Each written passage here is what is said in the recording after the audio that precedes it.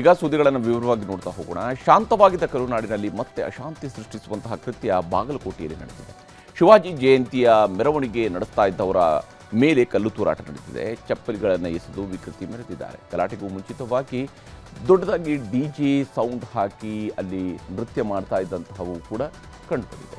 ಈ ಗಲಾಟೆ ತಡೆಯೋದಕ್ಕೆ ಬಂದಂತಹ ಪೊಲೀಸರ ಮೇಲೂ ಕಲ್ಲು ತೂರಾಟ ಆಗಿದೆ. ಬಡ ವ್ಯಾಪಾರಿಗಳ ಬದುಕಿಗೆ ಬೆಂಕಿ ಹಚ್ಚಿದ್ದಾರೆ. ಒಂದು ಕಡೆ ಆರೋಪಿಗಳ ಬಂಧನ ಆಗ್ತಾ ಇದ್ರೆ, ಇನ್ನೊಂದು ಕಡೆ ರಾಜಕೀಯದ ಕೆಸರಿನ ಚಾಟ ಮಿತಿ ಮೀರಿದೆ.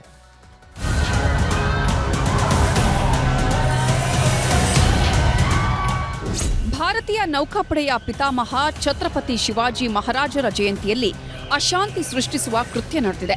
ಅದಕ್ಕೆ ಸಾಕ್ಷಿ ಈ ದೃಶ್ಯಗಳು.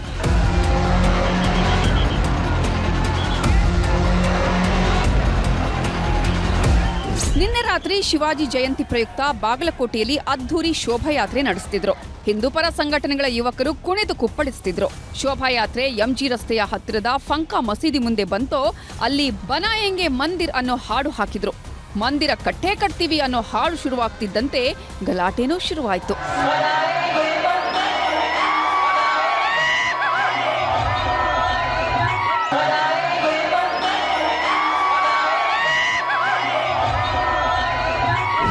ಯಾವಾಗ ಬನಾಯೆಂಗೆ ಮಂದಿರ್ ಹಾಡು ಹಾಕಿದ್ರೋ ಮಸೀದಿಯ ಪ್ರಾರ್ಥನೆಗೆ ಬಂದಿದ್ದವರು ಸೌಂಡ್ ಬಗ್ಗೆ ತಕರಾರು ತೆಗೆದ್ರು. ಪ್ರಚೋದನಾತ್ಮಕ ಮಾತುಗಳನ್ನಾಡಿದ್ರು. ಪೊಲೀಸರಿಂದ ಸಮಾಧಾನ ಪಡಿಸುವ ಯತ್ನನೂ ಆಯಿತು. ಇದರ ಮಧ್ಯೆನೇ ಮಸೀದಿ ಒಳಗಿನಿಂದ ಕಲ್ಲುಗಳು ತೂರಿ ಬಂದವು. ಚಪ್ಪಲಿಗಳನ್ನೂ ಎಸೆದ್ರು. ಪೊಲೀಸರು ಎಷ್ಟೇ ಕಂಟ್ರೋಲ್ ಮಾಡಿದ್ರೂ ಕಲ್ಲು ತೂರೋದನ್ನ ಕೆಲವು ದುಷ್ಕರ್ಮಿಗಳು ನಿಲ್ಲಿಸಲೇ ಇಲ್ಲ.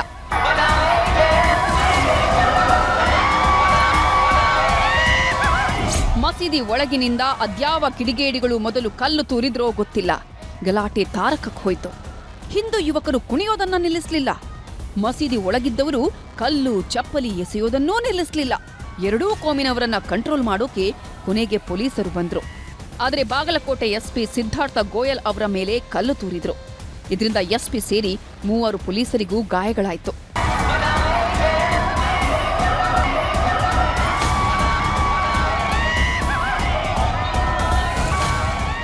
ಬಾಗಲಕೋಟೆಯ ಫಂಕಾ ಮಸೀದಿ ಒಳಗೆ ನೂರಾರು ಮುಸ್ಲಿಂ ಯುವಕರು ಗಲಾಟೆ ಮಾಡೋದಕ್ಕೆ ನುಗ್ಗಿ ಬರ್ತಿದ್ರು. ಮುಸ್ಲಿಂ ಸಮುದಾಯದ ಸಾಕಷ್ಟು ಹಿರಿಯರು ಎಲ್ಲರನ್ನ ಸುಮ್ಮನಿರಿಸೋಕೆ ಪ್ರಯತ್ನ ಪಟ್ರು. ಪೊಲೀಸರು ಕಂಟ್ರೋಲ್ ಮಾಡೋಕೆ ಪಡಬಾರದ ಪಾಡುಪಟ್ರು.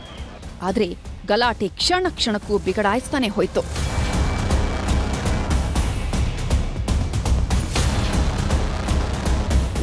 ಹಿಂದೂ ಪರ ಸಂಘಟನೆ ಯುವಕರು ಕಲ್ಲು ಚಪ್ಪಲಿ ತೂರಾಟದಿಂದ ರೊಚ್ಚಿಗೆದ್ರು. ಆ ಕಡೆ ಮಸೀದಿ ಒಳಗಿದ್ದ ಕೆಲವು ಯುವಕರು ಕೈ ಮಿಲಾಯಿಸೋದಕ್ಕೆ ಬರ್ತಿದ್ರು. ಕಲ್ಲೇಟು ಬಿದ್ದು ರಕ್ತ ಹೋಗ್ತಿದ್ರು. ಪೊಲೀಸರು ಕೊನೆಗೆ ಎಲ್ಲರನ್ನ ಮಸೀದಿ ಜಾಗದಿಂದ ಸಮಾಧಾನಪಡಿಸಿ ಕಳುಹಿಸಿದ್ರು. ಎಲ್ಲವೂ ತಣ್ಣಗಾಯ್ತು ಅನ್ನೋ ಹೊತ್ತಲ್ಲೇ ದುಷ್ಕರ್ಮಿಗಳ ಅಟ್ಟಹಾಸ ಮತ್ತೆ ಶುರುವಾಯಿತು. ಯಾವ ಮಟ್ಟಿಗೆ ಅಂದ್ರೆ ಬೀದಿ ಬದಿ ತರಕಾರಿ ವ್ಯಾಪಾರ ಮಾಡ್ತಿದ್ದವರ 4-5 ಗಾಡಿಗಳಿಗೆ ಬೆಂಕಿ ಹಚ್ಚಿ ವಿಕೃತಿ ಮೆರೆದ್ರು. ಒಂದು ಹುಡುಗ ಏನು ಕೈಕಾಲು ಇದು ತರ ನಾಗತಪ್ಪ ಮಾತಾಡಕ್ಕೆ ಬರಾಕತ್ತಿಲ್ಲಮ್ಮ. ನನಗೆ ಕೈಪಲ್ಲೆ ಮಾಡ್ತೀವಪ್ಪ ನಾವು. ಕೈಪಲ್ಲೆ ನಾವು ಜಾತಿ ಪಾತಿ ಎಂದೂ ಮಾಡುದಿಲ್ಲಮ್ಮ. ನಾವು ಎಲ್ಲ ಕೇಳಲಿ ಅಪ್ಪ ಯಾಕಪ್ಪ ಮಾಡ್ತೀವಿ ನಾವು ಓಣ್ಯಾಗ. ಒಂದು ಅಗ್ತಕ್ಕೆ ಕಿತ್ತು ಒಂದು ಅಂತಮ್ ಕಿತ್ತು ಹೆಚ್ಚಿಗೆ ನಡಿತೀವಿ ಎಲ್ಲರಿಗೆ. ಮತ್ತೆ ಈ ನಮೂನಿ ಮಾಡ್ಯಾರ ಅಂದ್ರೆ ನಾವೇನು ಮಾಡೋರಪ್ಪ ಬಡವರು ಹೇಳ. ರಾತ್ರಿ 9:45ರಿಂದ 10 ಗಂಟೆಯ ಮಧ್ಯೆ ನಡೆದ ಈ ಗಲಾಟೆಯನ್ನ ಸಾಹಸ ಪಟ್ಟು ಪೊಲೀಸರು ಹತೋಟಿಗೆ ತಂದ್ರು. ರಾತ್ರೋರಾತ್ರಿ ನಿಷೇಧಾಜ್ಞೆಯನ್ನೂ ಹಾಕಿದ್ರು. ಬೆಳಗ್ಗೆ ಮಸೀದಿ ಸೇರಿದಂತೆ ಬಾಗಲಕೋಟೆ, ನವನಗರ, ವಿದ್ಯಾಗಿರಿ, ಎಂಜಿ ರಸ್ತೆ ಸೇರಿದಂತೆ ಸೂಕ್ಷ್ಮ ಜಾಗಗಳಲ್ಲಿ ನಿಷೇಧಾಜ್ಞೆ ಹಾಕಿ ಭದ್ರತೆ ಹೆಚ್ಚಿಸಿದ್ರು. ಆದರೆ ಬೆಳಗಾಗ್ತಿದ್ದಂತೆ ಹಿಂದೂ ಸಂಘಟನೆಯವರು ಬೀದಿಗಿಳಿದ್ರು. ಕಲ್ಲು ತೂರಿದವರನ್ನ ಬಂಧಿಸಬೇಕು ಅಂತ ಗಲಾಟೆ ಎಬ್ಬಿಸಿದ್ರು. ಮಸೀದಿ ಕಡೆ ನುಗ್ಗೋ ಪ್ರಯತ್ನಗಳಾಗ್ತಿದ್ದಂತೆ ಪೊಲೀಸರು ಲಾಠಿ ಚಾರ್ಜ್ ಮಾಡಬೇಕಾಯ್ತು.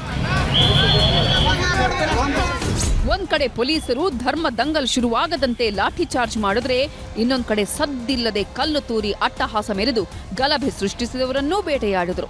ಸಿಸಿಟಿವಿ, ಡ್ರೋನ್ ದೃಶ್ಯಗಳನ್ನ ಆಧರಿಸಿ ಹುಡುಕಾಟ ನಡೆಸಿದ್ರು. ಬೆಳಗಾಗೋದ್ರೊಳಗೆ ಕಲ್ಲು ತೂರಿದ್ದ ಆರೋಪಿ ತನ್ವೀರ್ ಸೇರಿದಂತೆ ಪೊಲೀಸರ ಕರ್ತವ್ಯಕ್ಕೆ ಅಡ್ಡಿಪಡಿಸಿದ ಆರೋಪದಡಿ 8 ಆರೋಪಿಗಳನ್ನ ಬಂಧಿಸಿದ್ದಾರೆ. ನಮ್ಮಲ್ಲಿ ಕೂಡ ತುಂಬಾ ವಿಡಿಯೋ ಫುಟೇಜ್ ಇತ್ತು.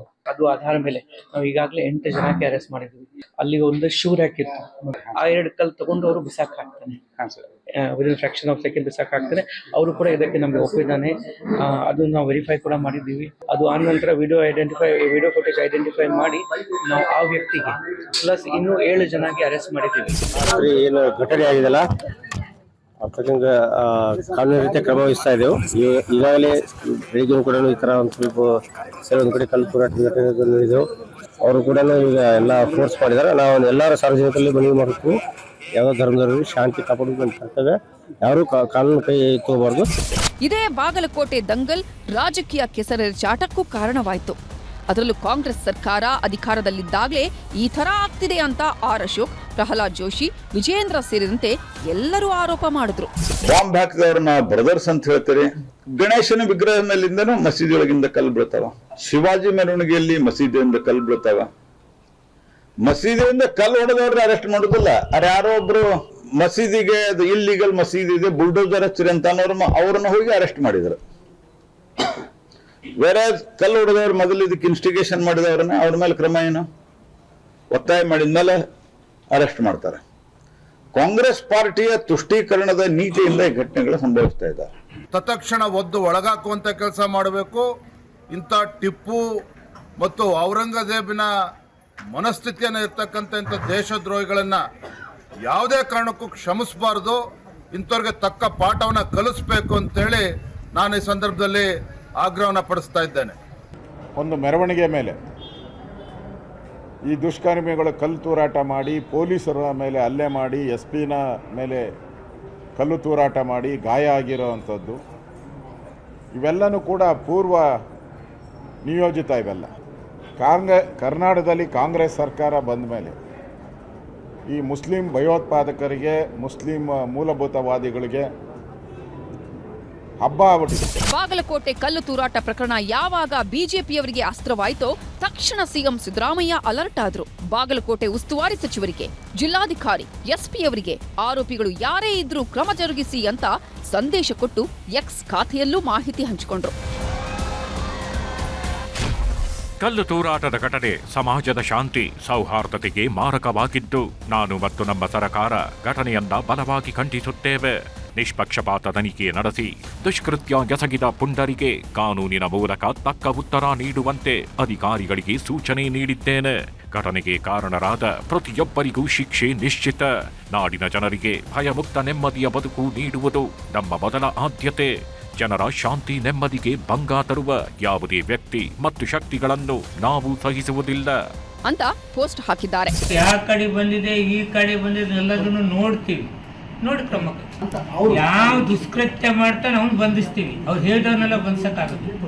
ಅವ್ರು ಏನೋ ಹೇಳ್ಕೊತಾರೆ ಅದನ್ನೆಲ್ಲ ನಾವು ನೋಡ್ತೇವೆ. ನಾವೆಲ್ಲ ವಿಡಿಯೋ TV ನಿಮ್ ಬಂದದ್ದು ಈಗ ನಿಮ್ಮ ಮೇಲೆ ಇದೆ. ಅಲ್ಲಿ ಏನಾರ ನಿಮ್ದು ಬಂದಿತ್ತು ಅದನ್ನು ವೆರಿಫೈ ಮಾಡ್ತೀವಿ ಅಂತ. ಯಾವ ಮಾಡ್ತಾನೆ ಅವನ ಮೇಲೆ ಕಠಿಣ ಕ್ರಮ ತಗೋತೀವಿ. ರಾಜಕಾರಣ ಏನೇ ಇರಲಿ, ಬಾಗಲಕೋಟೆಯಲ್ಲಿ ಈಗ ಪರಿಸ್ಥಿತಿ ಹತೋಟಿಗೆ ಬಂದಿದೆ. ಹಿಂದೂ ಸಂಘಟನೆಯವರು ಘಟನೆ ಖಂಡಿಸಿ ಅಲ್ಲಲ್ಲಿ ಪ್ರತಿಭಟನೆಗಳನ್ನ ಮಾಡ್ತಿದ್ದಾರೆ.